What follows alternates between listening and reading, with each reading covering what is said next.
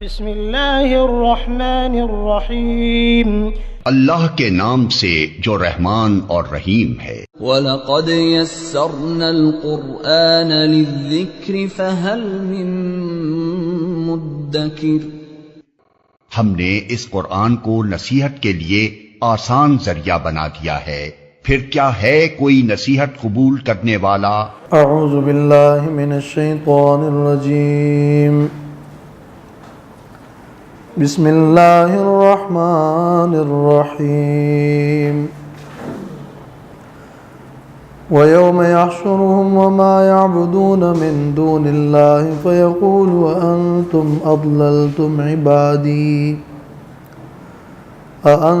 أَضْلَلْتُمْ عِبَادِي هَؤُلَاءِ أَمْ هُمْ ضَلُّوا السَّبِيلَ۔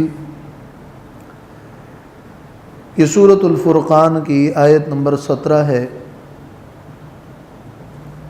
اس آیت میں ڈراوے کا مضمون ہے اور فرمایا جا رہا ہے کہ قیامت کے دن جو لوگ غیر اللہ کی بندگی کرتے ہیں ان کے معبودین ان سے بیزار ہوں گے، اور یہ بھی قیامت کی سختیوں میں سے ایک سختی ہے۔ چنانچہ اس سے پہلے جو احوال جہنم ذکر ہوئے یہ اسی بیان کا ایک تسلسل ہے، اور اس آیت میں فرمایا کہ قیامت کے دن جب اللہ تعالیٰ ان مشرکین کو جمع کرے گا اور ان کے معبودوں کو بھی، ملائکہ کی انہوں نے عبادت کی ہے وہ ملائکہ موجود ہوں گے، وہ انبیاء عیسیٰ علیہ السلام اور عزیر موجود ہوں گے، اور اللہ کے نیک بندے اور عباد الصالحین وہ موجود ہوں گے۔ تو اللہ تعالیٰ ان معبودوں سے جن کی وہ عبادت کرتے تھے، اور بجائے خود وہ معبود جن کو انہوں نے معبود بنایا تھا وہ بزرگ ہستیاں تھیں، تو اللہ تعالیٰ ان سے پوچھے گا کہ کیا تم نے گمراہی کی دعوت ان کو دی تھی؟ کیا تم نے ان سے کہا تھا کہ ہماری عبادت کرو، ہم کو سجدے کرو اور ہمیں خدائی اختیارات دو؟ کیا یہ دعوت تم نے پیش کی تھی؟ یا یہ لوگ خود ہی سیدھے راستے سے اور توحید کے راستے سے گمراہ ہو گئے؟ وَيَوْمَ يَحْشُرُهُمْ وَمَا يَعْبُدُونَ مِن دُونِ اللَّهِ، اور جس دن کے جمع فرمائے گا اللہ ان کو، وَمَا يَعْبُدُونَ مِن دُونِ اللَّهِ، اور ان کو جن کی وہ عبادت کرتے تھے اللہ کے علاوہ، فَيَقُولُ أَأَنْتُمْ أَضْلَلْتُمْ، تو اللہ تعالیٰ فرمائے گا کیا تم نے گمراہ کیا تھا، یعنی گمراہی کی دعوت دی تھی، اور کیا تم نے گمراہی کی طرف انہیں بلایا تھا اور گمراہی کا امر دیا تھا؟ عبادی میرے بندوں کو، ہؤلاء جو یہ ہیں، ام ہم ضلوا السبیل، یا کہ یہ لوگ گمراہ ہو گئے سیدھے راستے سے خود ہی۔ کیا یہ گمراہ اس لیے ہوئے کہ تم نے یہ دعوت دی تھی انہیں کہ ایسا کرو اور شرک کرو، یا پھر از خود ہی تمہاری کوئی دعوت یہ نہیں تھی، تمہاری دعوت تو توحید کی تھی مگر وہ خود ہی گمراہ ہو گئے، خود ہی انہوں نے تمہیں خدائی اختیارات دے دیے؟ اس آیت میں جو وما یعبدون من دون اللہ ہے، ان معبودوں سے مراد ملائکہ، عیسیٰ علیہ السلام، عزیر اور اللہ کے نیک بندے۔ ظاہر ہے کہ یہ سوال بتوں سے تو نہیں کیا جائے گا، تو یہاں معبودوں سے جو آئندہ سیاق ہے اس سے معلوم ہو رہا ہے کہ اس سے بت مراد نہیں ہے۔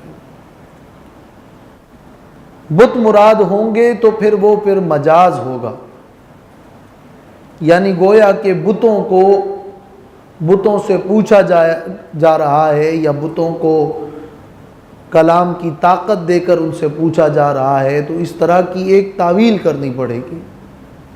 اس لیے اکثر مفسرین اور محققین نے، اور آگے آئندہ کے بیان سے بھی یہ بات معلوم ہے کہ ان بزرگوں سے پوچھا جائے گا جن کو لوگوں نے اللہ کے علاوہ دوسروں کے ساتھ شریک ٹھہرایا تھا، کہ کیا گمراہی کی یہ دعوت تم نے دی تھی یا وہ خود گمراہ ہوئے۔ تو یہ ایک ٹھوس دلیل ہے اس حوالے سے کہ جو بعض لوگ توحید کے معاملے میں غیر اللہ کو شریک ٹھہراتے ہیں تو ان تمام مواقع پر وہ بتوں کی تخصیص کرتے ہیں کہ یہ معاملہ بتوں کے ساتھ ہو رہا تھا، نہ کہ دوسرے بزرگ ہستیوں کی بات نہیں ہو رہی۔ تو اس آیت میں یہ ایک واضح آیت ہے جس میں جن لوگوں نے اللہ کے نیک بندوں کو، غیر اللہ کو اللہ کے نیک بندوں کو شریک ٹھہرایا، یہ ان سے پوچھا جا رہا ہے۔ اسی طرح آئندہ ان جوابات سے، جو قالو سبحانک سے پھر ان کا جواب ہے، اس جواب سے بھی یہ معلوم ہو رہا ہے کہ ان کا جواب یہ تھا کہ ہم تو اے اللہ تیرے سوا کسی کو بھی کارساز نہیں بناتے، اور اس لائق ہی نہیں ہم۔ اس سے معلوم ہو رہا ہے کہ ان معبودوں سے مراد ان کے وہی معبودین ہیں جو بجائے خود صالح تھے، جو صالحین تھے، یہ بھی اس سے معلوم ہو رہا ہے۔ لیکن یہ جو وما یعبدون من دون اللہ میں وما کا لفظ ہے، عربیت کے اعتبار سے ذوی العقول کے لیے من کا استعمال ہوتا ہے، اور غیر ذوی العقول کے لیے ما کا استعمال ہوتا ہے۔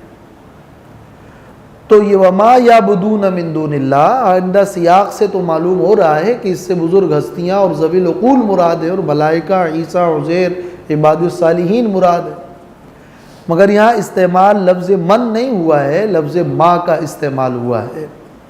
اس کی وجہ یہ ہے کہ ما کا استعمال کبھی کبھار ذوی العقول کے لیے بھی ہوتا ہے، اور اس وما یعبدون من دون اللہ کی تعبیر میں اشارہ اس طرف ہے کہ یہ معبودین، یہ اللہ کے علاوہ دوسروں کو جو لوگوں نے معبود بنایا ہے، بجائے خود یہ اگرچہ بزرگ ہستیاں ہیں، مگر عبادت کے معاملے میں وہ معبود بالکل نہیں ہے، اور اللہ تعالیٰ کے مقابلے میں، اللہ کی بندگی کے مقابلے میں اور عبادت کے معاملے میں وہ گویا کہ من سے بھی جا کر ماں ہے، اور وہ ذوی العقول سے گویا غیر ذوی العقول میں داخل ہیں۔ یعنی یہ ماں کا استعمال اس موقع پر یہ اس بات کو زور دینے کے لیے کیا گیا ہے کہ جن کو انہوں نے اللہ کے علاوہ معبود بنایا وہ اللہ تعالیٰ کے مقابلے میں عبادت کے کسی طرح بھی لائق نہیں ہے۔ جیسے اردو میں کون کا لفظ کون ہے یہ استعمال ہوتا ہے ذوی العقول کے لیے، کیا ہے اس کا استعمال ہوتا ہے غیر ذوی العقول کے لیے، لیکن جب کسی کی کو چھوٹا دکھانا مقصد ہو تو وہاں کہا جاتا ہے کہ یہ کیا ہے، اگرچہ وہ ذوی العقول ہوتے ہیں لیکن ان کے بارے میں بھی کیا ہے کا لفظ استعمال ہو جاتا ہے۔ اسی طرح یہاں چونکہ اللہ تعالیٰ کے مقابلے میں یہ بزرگ ہستیاں عبادت کے بالکل بھی لائق نہیں ہے، اس لیے ان کے لیے ماں کا لفظ استعمال کر کے اس طرح کی تعبیر اختیار کی گئی ہے۔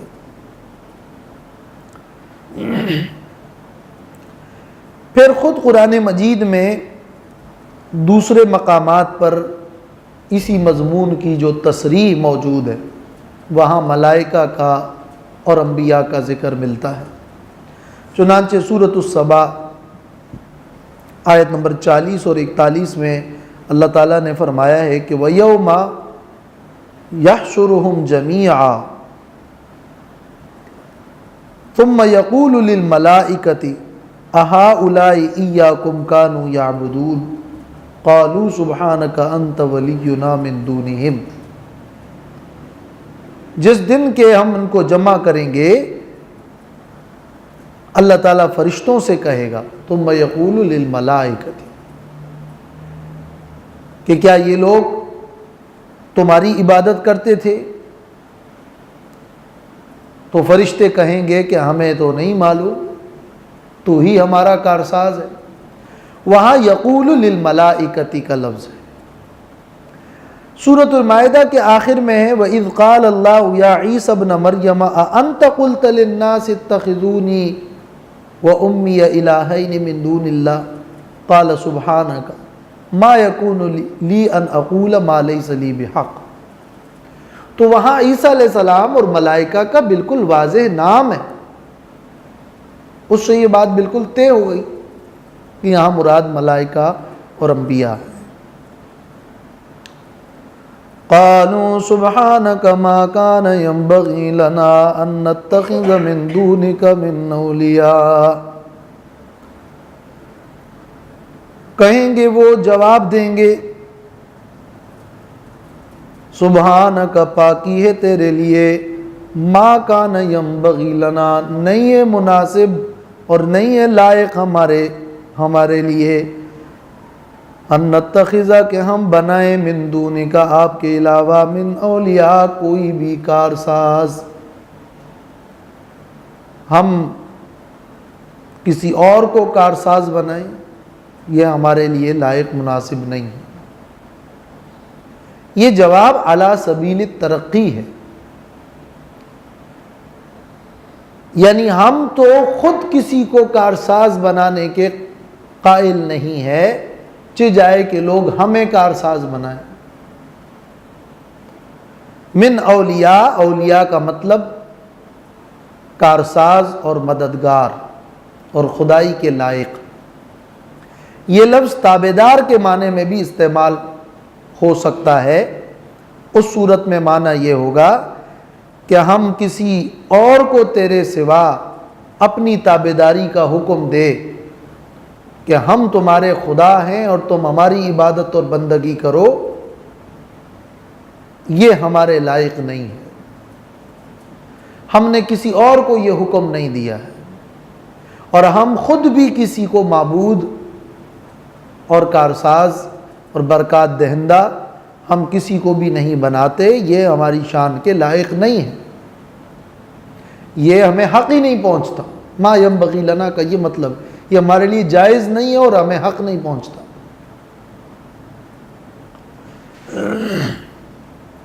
اس سے یہ معلوم ہوا کہ اگرچہ غیر اللہ کی عبادت کرنے والے شیاطین کی بندگی اور ان ناکارہ اور گمراہ پیروں کی بھی بندگی لوگ کرتے ہیں جو گمراہ ہے، مگر یہاں اس آیت میں وہ مراد نہیں ہے، اس لیے کہ انہوں نے جواب میں یہ کہا کہ ہم کسی کو بھی عبادت کے لائق نہیں سمجھتے، یہ ہمارے لیے جائز نہیں ہے۔ وَلَٰكِن مَتَّعْتَهُمْ وَآبَاءَهُمْ حَتَّىٰ نَسُوا الذِّكْرَ وَكَانُوا قَوْمًا بُورًا، اور لیکن تو نے خوشحال بنایا تھا ان کو، سامان دنیا عطا کیا تھا ان کو، وآباءہم اور ان کے آبا کو، حتیٰ نسوا الذکر یہاں تک کہ وہ نصیحت بھول گئے،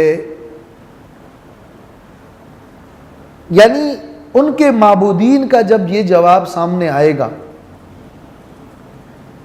کہ ہم نے کسی کو بھی اس بات کا حکم نہیں دیا ہے، تو کیا اس کا مطلب یہ ہے کہ یعنی ہم نے جب حکم نہیں دیا ہے تو ان گمراہ اور ان مشرکین نے غیر اللہ کی عبادت بھی نہیں کی ہے؟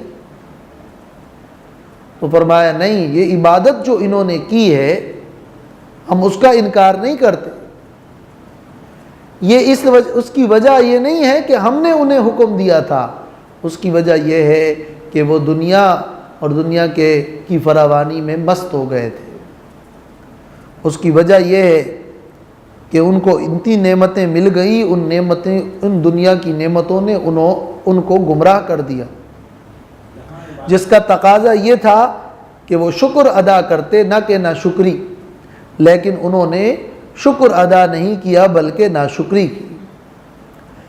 متعتہم کی تشریح میں امام رازی نے تفسیر کبیر میں لکھا ہے کہ وہ کہیں گے کہ اے اللہ، تو نے ان کی مرادوں کو پورا کر دیا، اور دنیا میں وہ غیر اللہ سے جو کچھ بھی مانگتے تھے ان کی دعائیں مرادیں پوری ہو جایا کرتی تھی، اور تو انہیں یہ عطا کر دیتا تھا، یہاں تک کہ وہ شہوات میں، اپنی خواہشات میں ایسے ڈوب گئے کہ انہوں نے اس آزمائش کی وجہ سے وہ گمراہ ہو گئے، اور انہوں نے ان تمام تر نعمتوں کی نسبت غیر اللہ کی طرف کر دی، اور اللہ کی اس دین کی نصیحت کو، انبیاء کی تعلیمات کو، توحید کو، اور اللہ کے قرآن کو اور کتب سماویہ کو وہ بھول گئے،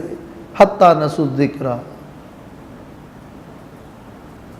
تو سبب بتایا جا رہا ہے گمراہی کا۔ اس کا مطلب یہ کہ گمراہی کے اسباب میں سے مال و دنیا اور دولت کی فراوانی ہے، شہوات میں غرق ہو جانا اور نصیحت کو بھول جانا، یہ گمراہی کا سبب ہے۔ وَكَانُوا قَوْمًا بُورًا، اور تھے وہ قوم ہلاک ہونے والے۔ بورا، بارہ یبورو کا مطلب ہے ہلاکا و بطلا۔ گویا کہ جواب میں ان معبودین نے یہ کہا کہ سوال یہ تھا کہ کیا تم نے گمراہی کی دعوت دی ہے یا خود گمراہ ہوئے؟ تو جواب یہ دیا کہ وہ خود گمراہ ہوئے ہیں، ہم نے نہیں گمراہی کی دعوت دی ہے۔ وَكَانُوا قَوْمًا بُورًا، بورا کا مطلب حسن بصری سے مروی ہے کہ لا خیر فیہ۔ بورا، بارہ یبورو کا مطلب ہلاک ہونا، تباہ ہونا، خیر سے خالی ہونا۔ تو یہ ایک ایسی قوم تھی کہ جنہوں نے حق راستے کو حاصل نہیں کیا، خیر ان کے ہاتھ نہیں آیا، اور وہ تباہ ہو گئے اور ہلاک ہو گئے، اور یہ ان کی شامت آ چکی تھی، چنانچہ انہوں نے ایمان کو، قرآن کو اور دین کے شرائع کو بھلا دیا۔ فَقَدْ كَذَّبُوكُمْ بِمَا تَقُولُونَ فَمَا تَسْتَطِيعُونَ صَرْفًا وَلَا نَصْرًا وَمَنْ يَظْلِم مِّنكُمْ نُذِقْهُ عَذَابًا كَبِيرًا۔ فَقَدْ كَذَّبُوكُمْ یعنی فَيُقَالُ لَهُمْ،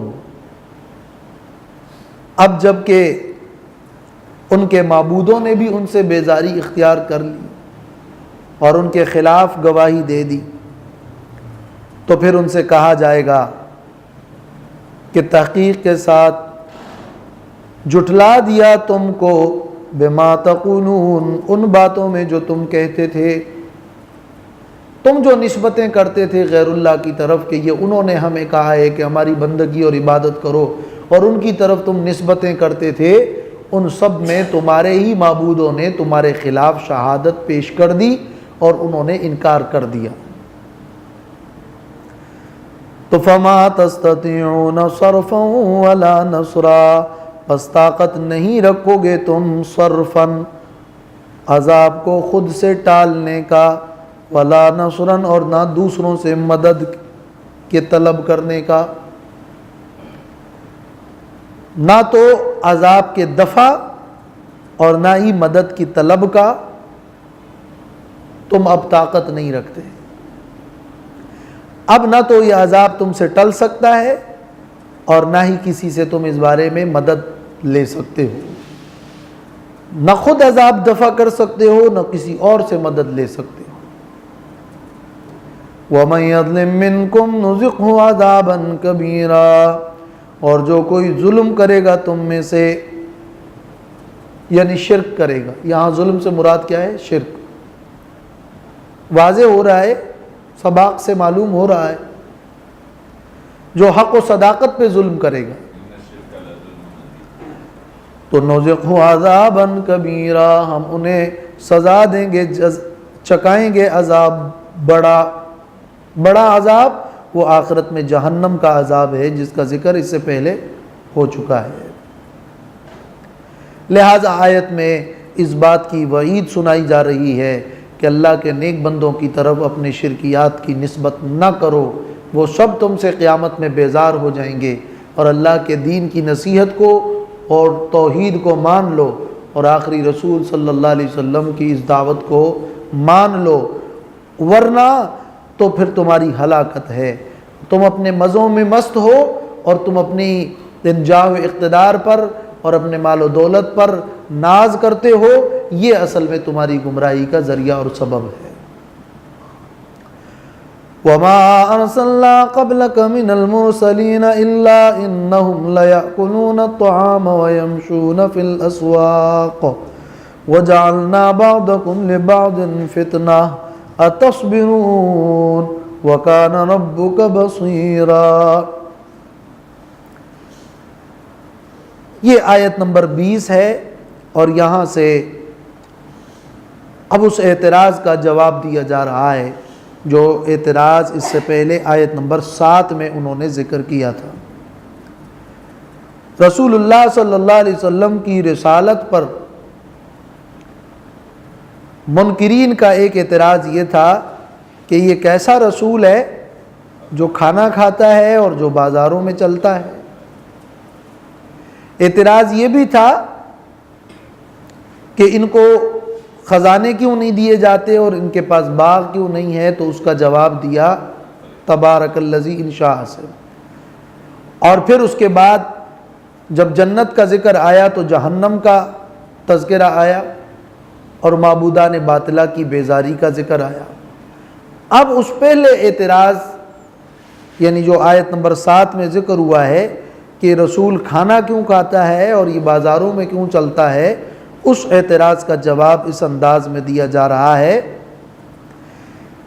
کہ تم جن رسولوں سے واقف ہو، اس سے پہلے نوح علیہ السلام اور ہود علیہ السلام، صالح علیہ السلام، کئی انبیاء سے وہ مشرکین مکہ بھی واقف تھے، کیا وہ انبیاء کھانا نہیں کھاتے تھے، بازاروں میں نہیں جاتے تھے؟ کیا نبیوں اور رسولوں کی یہ صفت تمہیں پہلے سے ملی ہے کہ رسول ایسے ہوا کرتے تھے؟ خاص کر عیسیٰ علیہ السلام کو ماننے والے وہ یہ بھی مانتے ہیں کہ وہ کھانا کھاتے تھے اور وہ بازار میں بھی جاتے تھے، پھر وہ یہ اعتراض آخری رسول صلی اللہ علیہ وسلم پر کیوں کرتے ہیں؟ معلوم ہوا کہ یہ ان کا یہ اعتراض محض ضد و عناد پر مبنی ہے۔ وَمَا أَرْسَلْنَا قَبْلَكَ مِنَ الْمُرْسَلِينَ، اور نہیں بھیجا ہم نے آپ سے پہلے رسولوں کو، إِلَّا مگر إِنَّهُمْ لَيَأْكُلُونَ الطَّعَامَ، بے شک وہ تو البتہ کھانا کھاتے تھے، وَيَمْشُونَ فِي الْأَسْوَاقِ، اور چلتے تھے بازاروں میں۔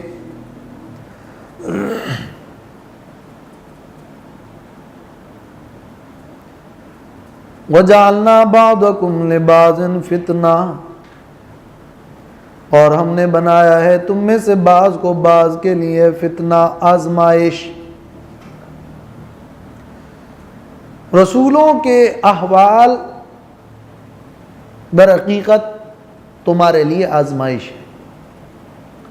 رسول جو بازار جاتے ہیں، کھانا کھاتے ہیں اور ان کے پاس خزانے نہیں ہے، مال و دولت کی فراوانی نہیں ہے، اور ان کے ساتھی وہ غریب اور غلام لوگ ہیں، یہ ایک بہت بڑی آزمائش ہے۔ اور وہ آزمائش یہ ہے کہ اللہ تعالیٰ دیکھتا ہے کہ کون انبیاء علیہ السلام کے احوال بشریہ پر نگاہ رکھتا ہے اور کون ان کے کمالات نبویہ پہ نظر کرتا ہے۔ یہ امتحان ہے کہ اگر نبیوں کے پاس مال و دولت ہی کی فراوانیاں ہوتی اور وہ دعوت دیتے تو سارے ہی لوگ سمجھتے کہ ان کی دعوت پر لبیک کہنے پر ہمیں بھی خزانے مل جائیں گے اور باغ مل جائیں گے اور مال و دنیا کی فراوانی ہو جائے گی۔ جب ان کے ساتھی غریب تھے اور جب رسولوں کے پاس دنیا کی دولت دینے کی بات نہیں تھی بلکہ وہاں تو روحانی دولت پیش کی جا رہی تھی،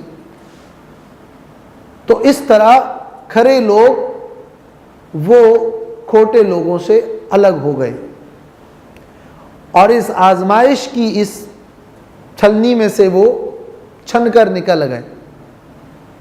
لہٰذا یہ اللہ کی طرف سے آزمائش ہے۔ پھر کسی کا دنیا کے اندر امیر و غریب ہونا اور فقیر اور غنی ہونا، یہ در حقیقت اللہ تعالیٰ کی آزمائش ہے کہ کون صبر کرتا ہے اور کون شکر کرتا ہے۔ لہٰذا ان باتوں پہ نہ جائیے بلکہ حق و صداقت کا علم بلند کریں، پاکیزہ تعلیمات اور سیرت کو اپنائیں، اور اس راستے میں آنے والی تمام تر رکاوٹوں کو اور تمام تر مشکلات کو اگر تم برداشت کرو گے تو یہ تمہاری اصل کامیابی ہے۔ لہٰذا تمہاری کامیابی دنیا کی مال و دولت نہیں ہے، تمہاری کامیابی حق و صداقت کا ساتھ دینا ہے۔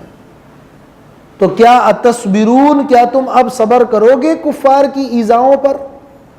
کیا ان مصیبت پر اور بلایا پر، تکلیفوں پر صبر کرو گے، یا اس حق و صداقت کا ساتھ دینے کی بجائے مال دولت کے پیچھے بھاگو گے؟ یہ سوال ہے۔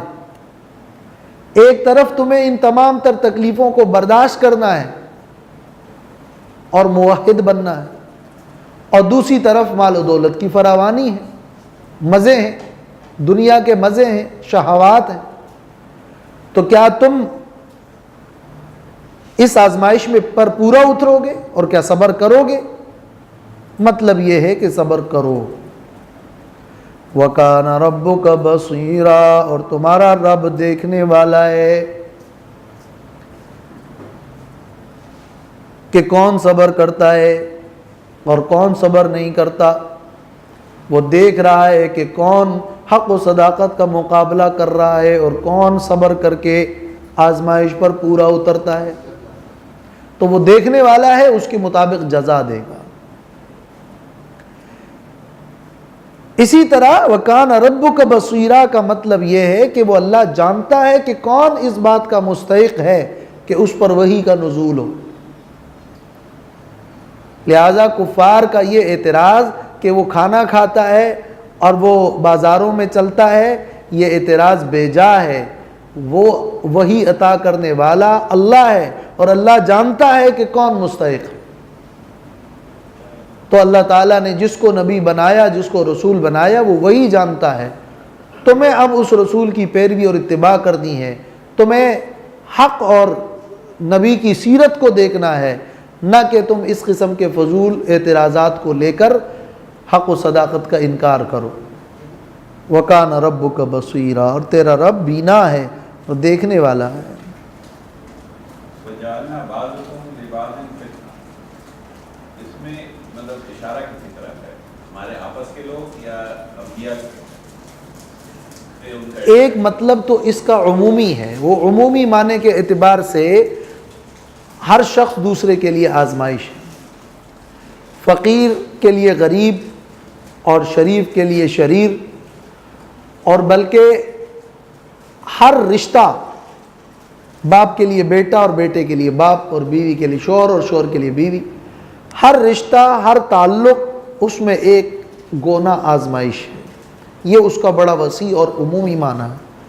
لیکن اس سیاق و سباق میں یہاں جو اس جملے کو رکھا گیا ہے، اس میں چونکہ مشرکین کا اعتراض انبیاء علیہ السلام پہ تھا، ان کی غربت پہ تھا، اور ان کے بازاروں میں چلنے پہ تھا، اور ان کے پاس خزانے کیوں نہیں ہیں، اس پر تھا۔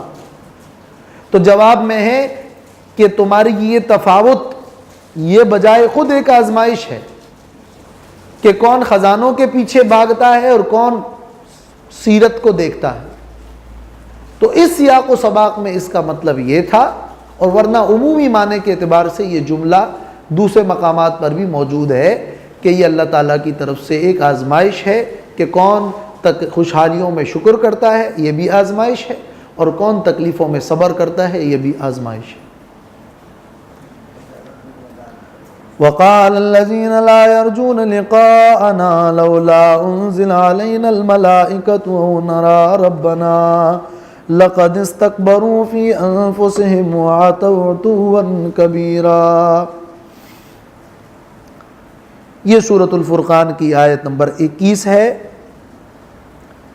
اور اس آیت میں ایک اور اعتراض جو نہایت ہی بے فکری کے ساتھ اور بڑی ہی ڈٹائی کے ساتھ منکرین کا ایک اور اعتراض تھا، اس کو نقل کیا جا رہا ہے۔ وقال الذین لا یرجون لقاءنا، وہ لوگ کہتے ہیں جو ہماری ملاقات کی امید نہیں رکھتے۔ رجا کا معنی امید بھی ہوتا ہے اور رجا کا معنی خوف بھی ہوتا ہے۔ تو جن کو ہماری ملاقات کا کوئی ڈر نہیں، جن کو ثواب آخرت کے ثواب کی کوئی امید نہیں، جو گویا آخرت کا اعتقاد ہی نہیں رکھتے۔ لا یرجونا کا ایک معنی اور ایک مفہوم اگر ہوگا تو وہ یہ ہوگا کہ لا یرجون لقاءنا، ہماری ملاقات کا اعتقاد ہی نہیں رکھتے۔ وہ لوگ کہتے ہیں لولا انزل علینا الملائکہ، یہ فرشتے ہم پر کیوں نہیں اترتے؟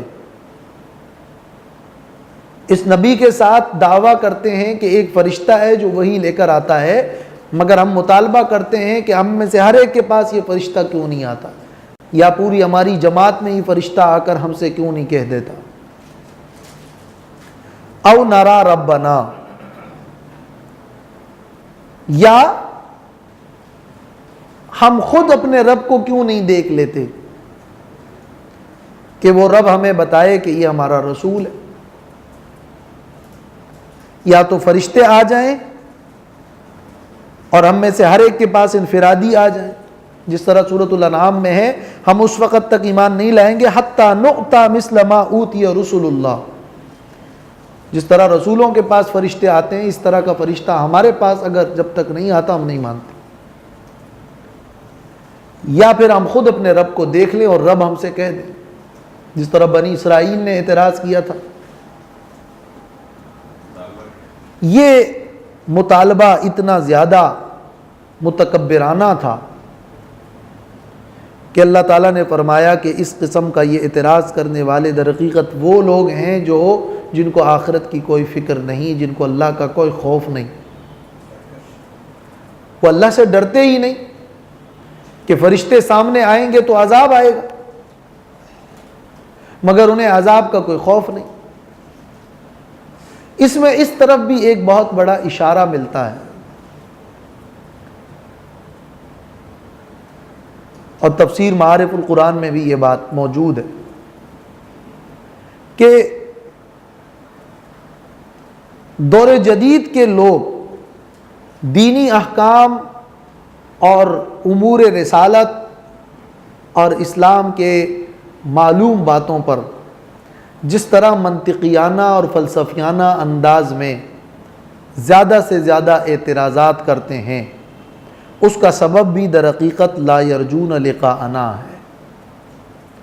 ورنہ جن لوگوں کو خوف خدا ہوتا ہے، ایمان دل میں رکھتے ہیں اور سیدھے راستے پر چلنا چاہتے ہیں، وہ زیادہ بحث و مباحثوں میں اور زیادہ عقلی منطقی فلسفوں میں نہیں پڑتے۔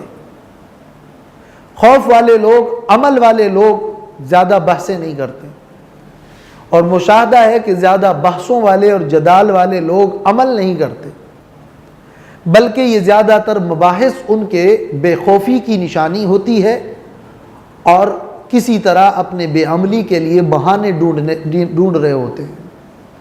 تو یہ وقال الذین لا یرجون لقاءنا، یہاں بھی ان کا ایک منطقی اعتراض تھا کہ جب رسول کے پاس یہ فرشتہ آیا، ہمارے پاس کیوں نہیں آیا، ہم میں سے ہر ایک کے پاس کیوں نہیں آیا، یا ہم نے خود دیکھا کیوں نہیں۔ پوری دنیا اور دنیا کی پیدائش اور طرح طرح کے اسلام کے احکام پر اس قسم کے اعتراضات اور سوالات جو جدید ذہنیت کے لوگوں میں زیادہ تر پائے جاتے ہیں، اس آیت میں انہیں بھی خبردار کیا جا رہا ہے کہ آخرت کا خوف اور اللہ کا ڈر تمہارے دلوں میں ہونا چاہیے.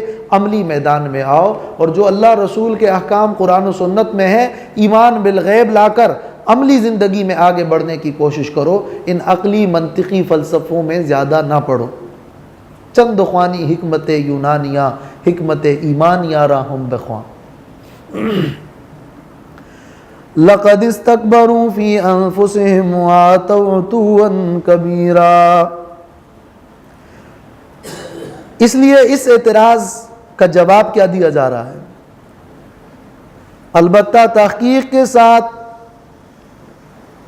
انہوں نے تکبر کیا، خود کو بڑا سمجھا اپنے نفسوں میں. وَعَتَوْا عُتُوًّا كَبِيرًا، اور سرکشی کی بہت بڑی سرکشی، حد سے تجاوز کر دیا. اعتراضات دو تھے. فرشتے ہمارے پاس کیوں نہیں آتے؟ تو اللہ نے فرمایا یہ بڑے متکبر لوگ ہیں کہ سمجھتے ہیں کہ ہم تو اتنے بڑے ہیں کہ فرشتے ہمارے پاس آنے چاہیے.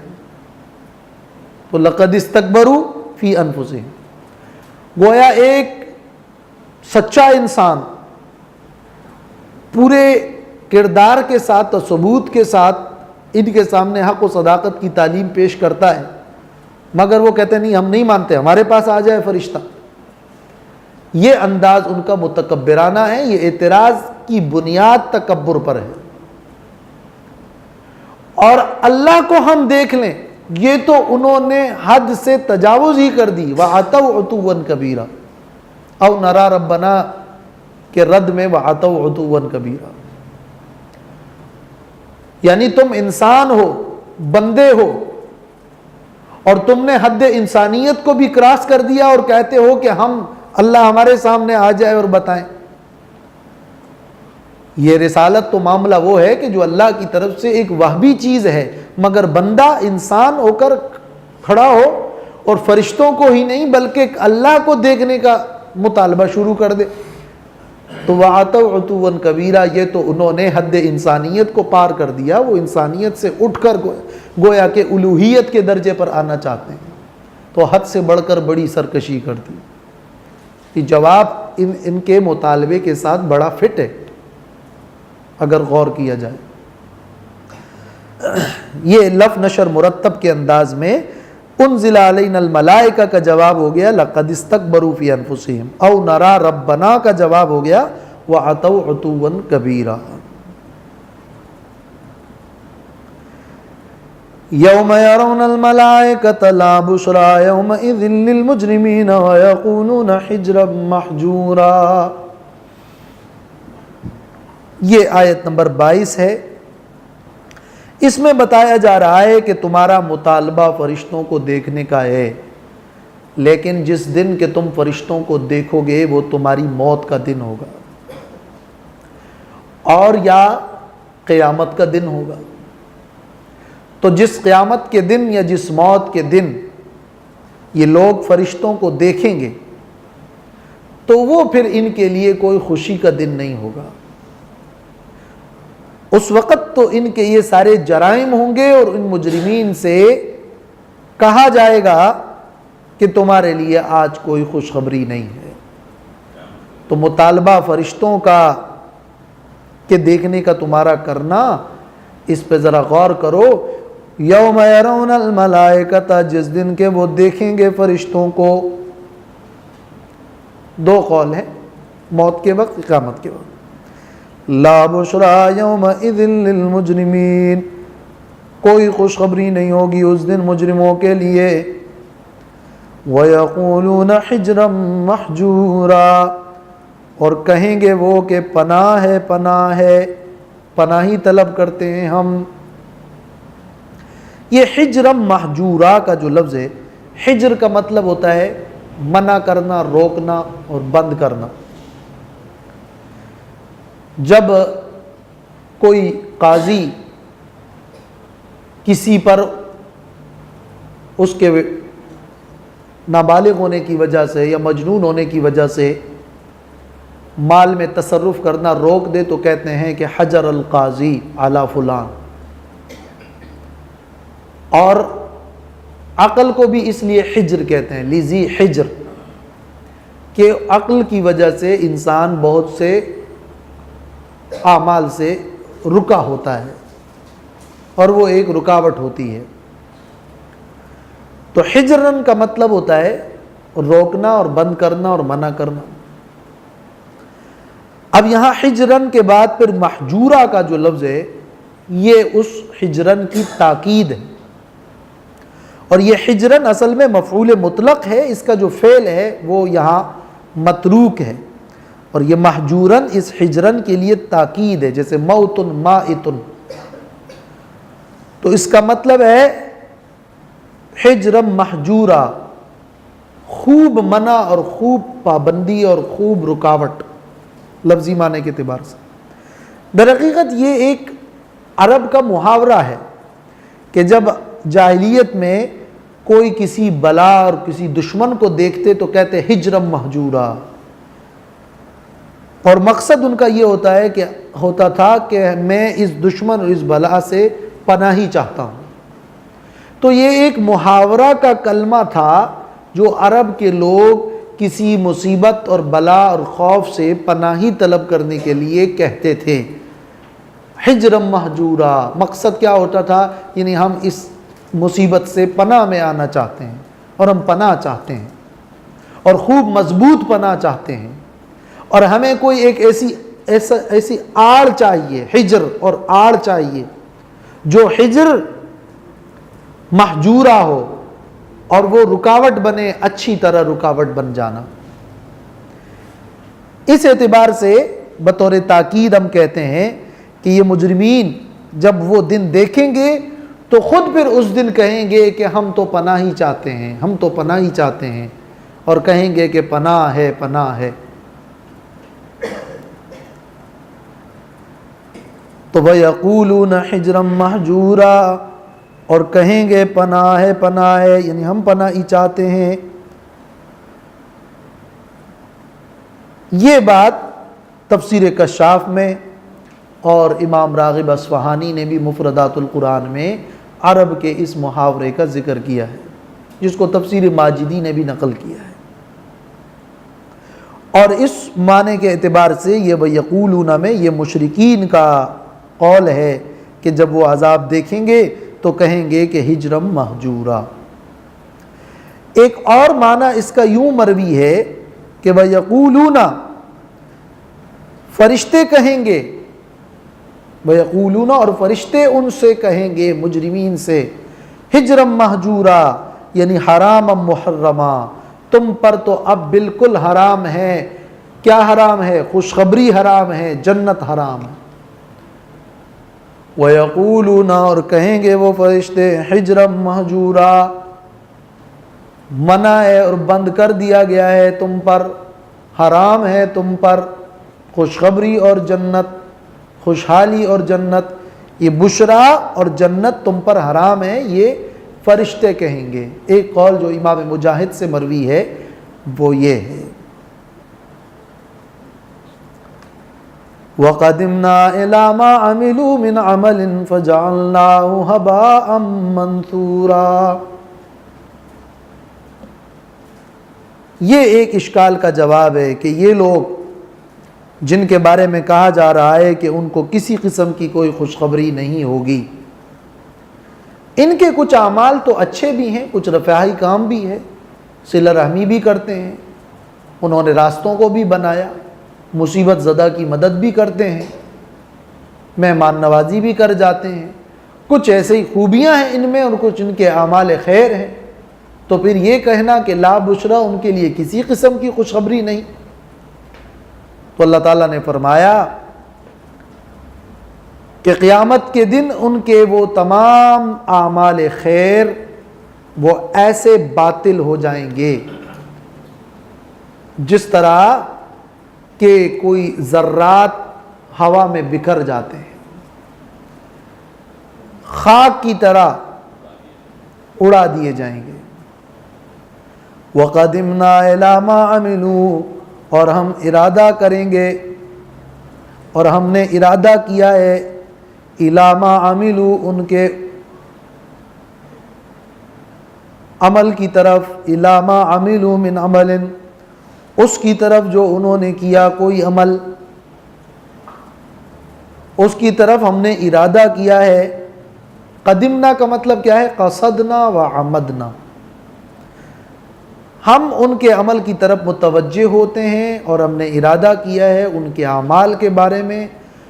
فَجَعَلْنَاهُ هَبَاءً مَنْثُورًا، تو کر دیں گے ہم اس کو ذرات منصورا، بکھرے ہوئے، یعنی باطلاً لا ثواب له، وہ اعمال باطل ہو جائیں گے، اس کا کوئی ثواب نہیں ہوگا. اس لیے کہ لِأَنَّ الْعَمَلَ لَا يُتَقَبَّلُ مَعَ الشِّرْكِ، شرک کے ساتھ کوئی بھی عمل قبول نہیں ہوتا.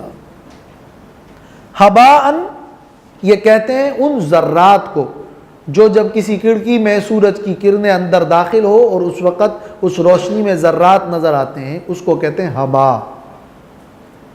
غبار کے ذرات. اور منصورہ مانا بکھرے ہوئے، منتشر، تو وہ پریشان غبار اور منتشر ذرات کی طرح اڑ جائیں گے، مطلب یہ کہ باطل ہو جائیں گے. لہٰذا ان کے ان اعمال خیر کا ان کو کچھ بھی صلہ قیامت میں اور آخرت میں نہیں ملے گا. اور یہ قرآن مجید میں دوسرے بھی کئی مقامات میں یہ مضمون واضح ہے اور موجود ہے. اصحاب الجنت یومئذ خیر مستقرا واحسن مقیلا، جنت والے اس دن بہترین جائے قرار میں ہوں گے. وَأَحْسَنُ مَقِيلًا،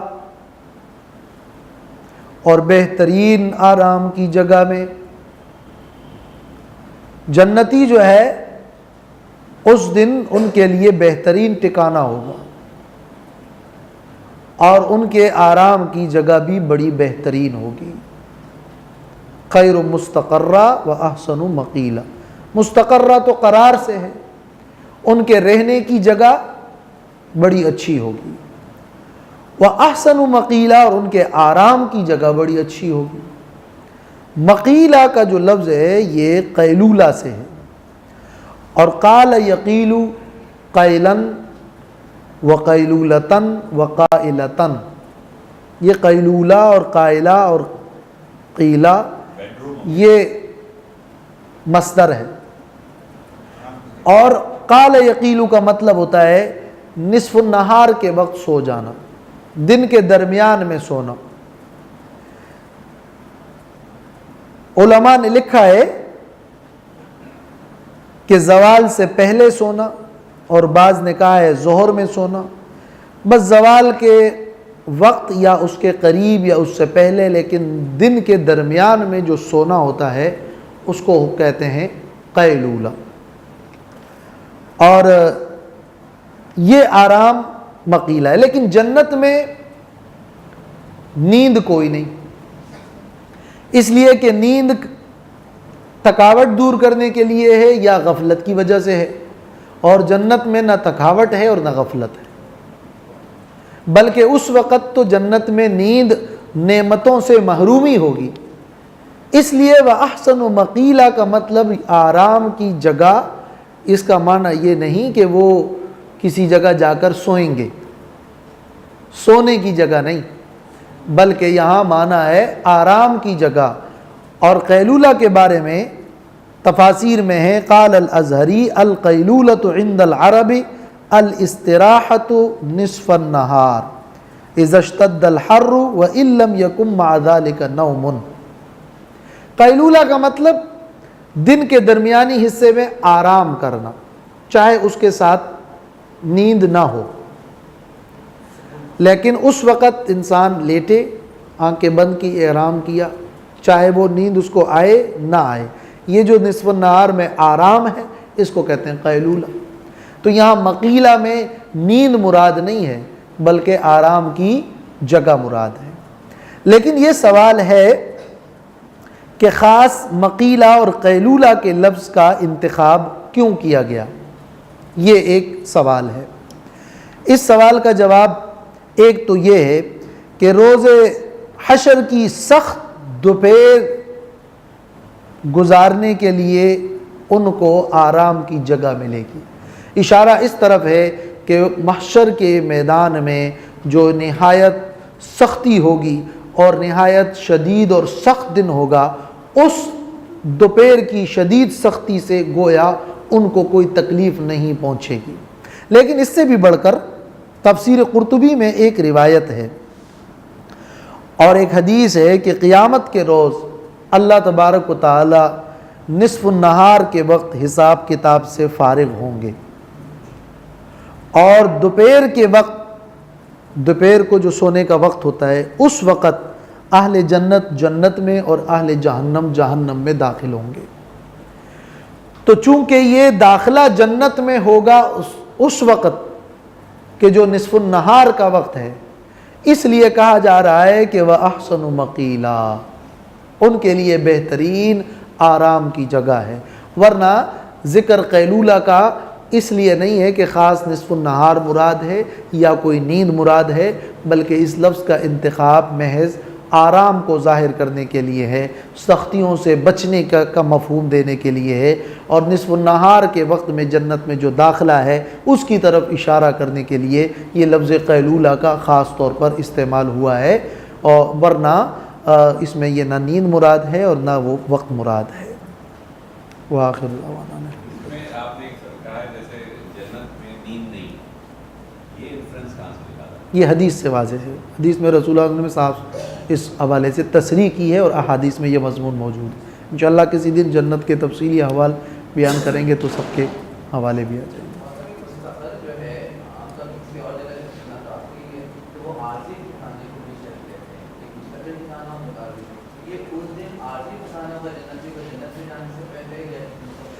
مستقر جائے قرار کو کہتے ہیں، ٹھہرنے کی جگہ کو کہتے ہیں، یہاں اس کے ساتھ خیرن کا لفظ ہے، تو جائے قرار میں عارضی بھی ہو سکتا ہے اور مستقل بھی ہو سکتا ہے۔ یہاں پر مستقل جائے قرار مراد ہے، مستقر میں عارضی اور مستقل کا لفظ لازمی نہیں ہے، خیرن کہنے سے اشارہ ہے۔ نزولہ میں ہے ابتدائی مہمانداری، مہمانی، اس کو تو بطور اعزاز اور اکرام کے نزولہ کہا گیا۔